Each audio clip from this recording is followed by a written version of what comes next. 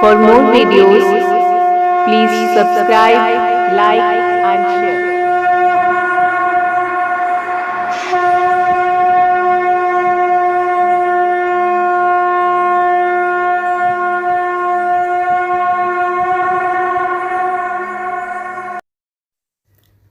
नवपत्रिका पूजा। नवपत्रिका और नवापत्रिका को 9 तरह की पत्तियों से मिलकर बनाई जाती है और फिर इसका इस्तेमाल दुर्गा पूजा में होता है। यह मुख्य रूप से बंगाली, उड़ीसा एवं पूर्वी भारत के क्षेत्रों में मनाया जाता है। बंगाली समुदाय में दुर्गा पूजा का बहुत महत्व होता है। वे इसे बड़ी धूमधाम से मनाते हैं। नवपत्रिका पूजा को महासप्तमी भी कहते हैं। यह दुर्गा पूजा का पहला दिन होता है।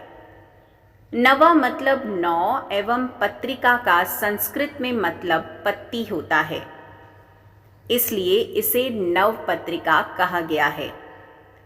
इन नवापत्रिका को महासप्तमी के दिन दुर्गा पंडाल में रखा जाता है। नवरात्रि के दिन इसे मनाया जाता है। यह एक रिवाज है जो दुर्गा पूजा के दौरान किया जाता है। नवरात्रि के दौरान महासप्तमी के दिन इसकी पूजा होती है। नवरात्रि पूजा, नवपत्रिका पूजा महत्व। नवपत्रिका को कोलाबोउ पूजा भी कहते हैं। साथ ही इसे नवपत्रिका तरह से भी बोला जाता है। इसका कारण यह है कि गणेश जी की पत्नी का नाम कोलाबोउ था, लेकिन सच्चाई में इनका गणेश जी के साथ कोई रिश्ता नहीं था।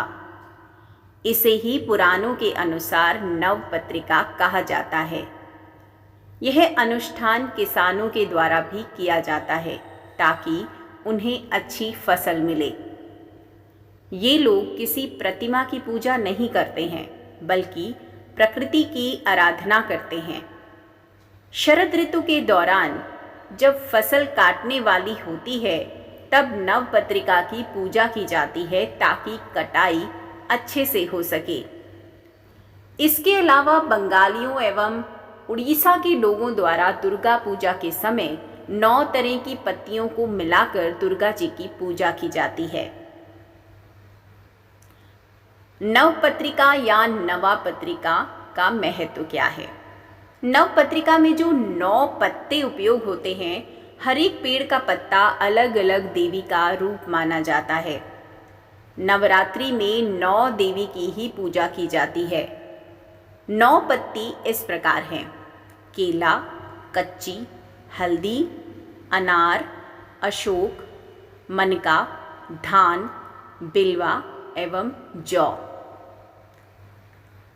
केले के पेड़ और उसकी पत्ती ब्राह्मणी को दर्शाते हैं। कछवी काली माता का प्रतिनिधित्व करती है।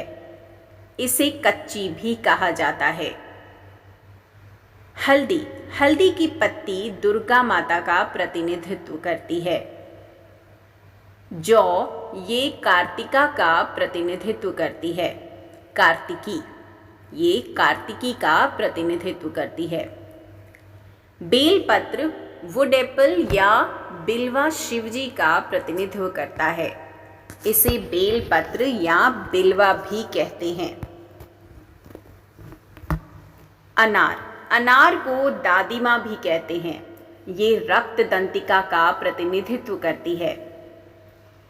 अशोक पेड़ की पत्ती शोक रहिता का प्रतिनिधित्व करती है। मनका, जिसे अरूम भी कहते हैं, चामुंडा देवी का प्रतिनिधित्व करती है और धान लक्ष्मी का प्रतिनिधित्व करती है। आइए अब सुनते हैं नवपत्रिका पूजा कथा। कोलाबोउ को गणेश जी की पत्नी माना जाता है। इसके अलावा इससे एक और कहानी जुड़ी है। कोलाबोउ, जिसे नवपत्रिका भी कहते हैं, माँ दुर्गा की बहुत बड़ी भक्त थी।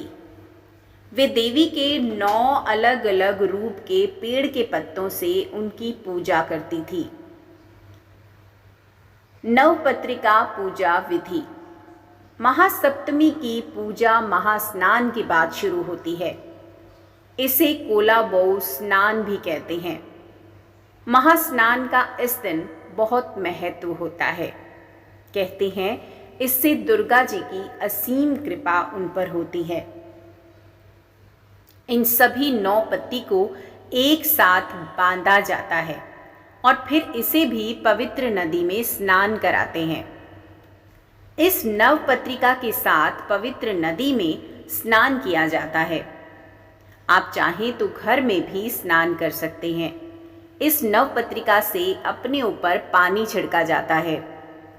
इसके बाद नवपत्रिका को कई तरह के पवित्र पानी से भी स्नान कराया जाता है। पहले में पवित्र गंगा जल, दूसरे में वर्षा का पानी, तीसरे में सरस्वती नदी का जल, चौथे में समुद्र का जल, पांचवें में कमल के साथ तालाब का पानी और छठे में झरने का जल रखते हैं। स्नान के बाद नवपत्रिका को बंगालियों की पारंपरिक सफ़ेद साड़ी जिसमें लाल बॉर्डर होती है उससे इस नवपत्रिका को सजाया जाता है।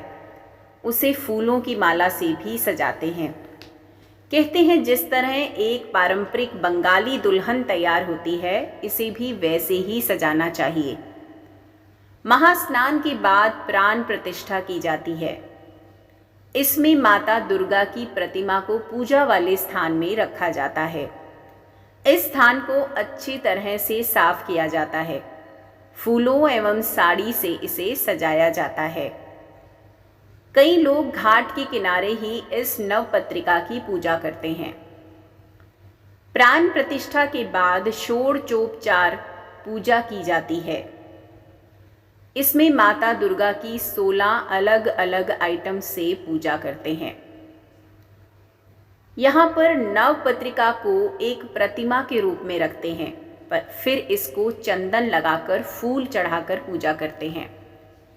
फिर इसे गणेश जी की प्रतिमा की दाहिनी ओर रखा जाता है क्योंकि ये उनकी पत्नी मानी जाती हैं। अंत में दुर्गा पूजा की महाआरती होती है और उसके बाद प्रसाद वितरण होता है। बंगाल में दुर्गा पूजा का विशेष महत्व है। वहाँ माँ दुर्गा के बड़े बड़े पंडाल नवरात्रि के दौरान लगाए जाते हैं। ये 10 दिन का महोत्सव होता है जिसे देखने देश दुनिया से लोग पश्चिम बंगाल आते हैं।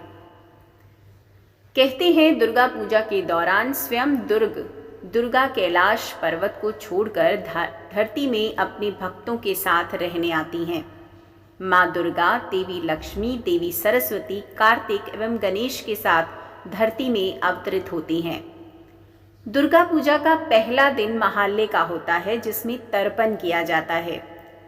कहते हैं इस दिन देवों और असुरों के बीच घमासान हुआ था जिसमें बहुत से देव ऋषि मारे गए थे। उन्हीं को तर्पण देने के लिए महालय होता है।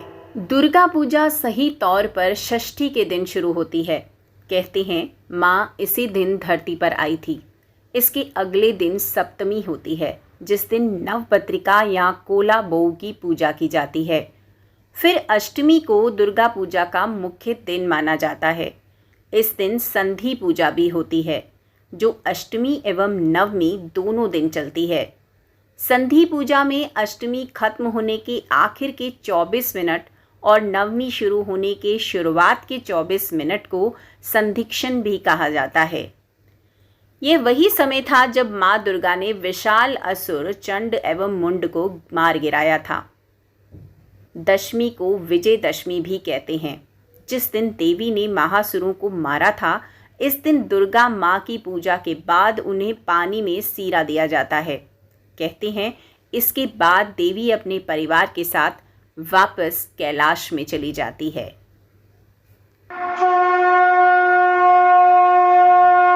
For more videos, please subscribe, like and share.